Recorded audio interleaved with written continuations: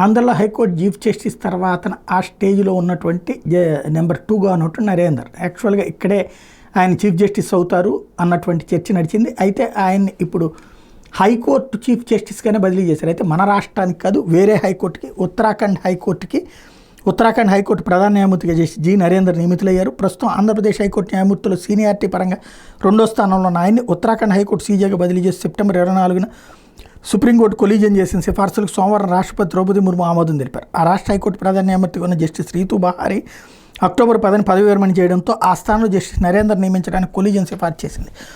Justice Narender స్వరాష్ట్రం Karnataka. 2015 జనవరి 2న Karnataka high court న్యాయమూర్తిగా నియమితులయ్యారు. 2023 October 30న Andhra Pradesh హైకోర్టుకి బదిలీ అయ్యారు.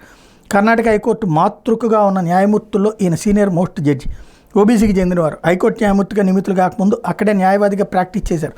ప్రస్తుతం హైకోర్టు ప్రధాన న్యాయమూర్తిలో కర్ణాటకకు ప్రాతినిధ్యం లేని విషయాన్ని దృష్టిలో ఉంచుకుని ఇటీవల వరకు సుప్రీంకోర్టు ప్రధాన న్యాయమూర్తిగా పనిచేసిన చంద్రచూడ్ నేతృత్వం ధర్మాసనం జస్టిస్ నరేందర్ పేరుని అందుకు సిఫార్సు చేసింది. 3 నెలల తర్వాత రాష్ట్రపతి ఇందుకు ఆమోదం తెలుపుతూ నియామక ఉత్తర్వులు జారీ చేశారు.